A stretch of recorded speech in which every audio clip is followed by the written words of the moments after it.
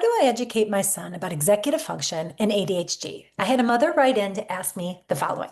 My 13-year-old with ADHD does well in classes he likes because it's interesting to him. He's smart, he knows the material, but he has zero motivation to do anything he doesn't want to do. The work in classes he isn't interested in doesn't get done. What have you found specifically that motivates kids to at least do the bare minimum for classes? This mom asks. I think many parents can relate to this question. My name is Maggie Schwalbach. I'm a professional executive functioning coach. I have worked with kids with ADHD and various types of neurodiversity for over 2 decades, and I love having real, authentic, to the point questions like this. So first, let's bust a myth. ADHD and executive function are not the same thing. Executive functioning is not a new PR way of saying ADHD.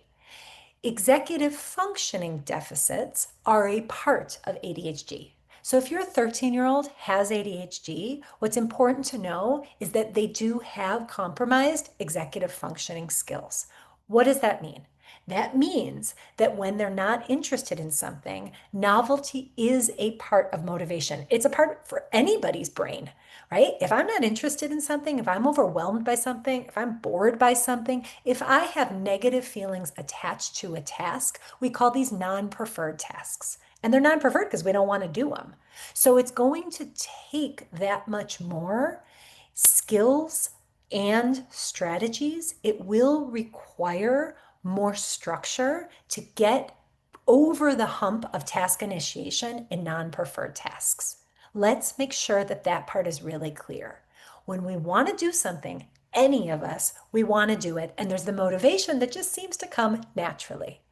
When there's a lack of motivation or an apparent lack of motivation, this is when we can become detectives as parents and really listen to and observe our kids of, do they not feel like doing the thing?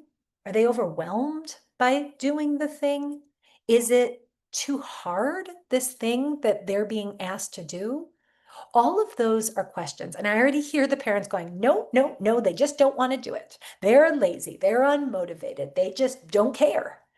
I have yet to meet an individual, and I've worked with hundreds of families. I have yet to meet an individual with strong executive functioning skills that just says, I don't care. I hear I don't care all the time from people, and often it's a coping strategy.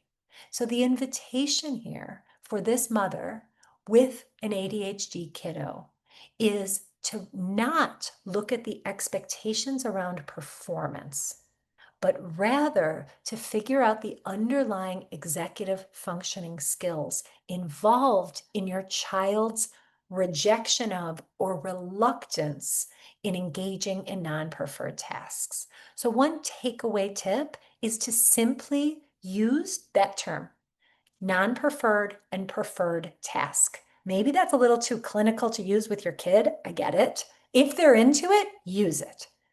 But for ourselves to hold into our minds, when it's a preferred task and a non-preferred task, notice how your motivation shoots up with your preferred tasks.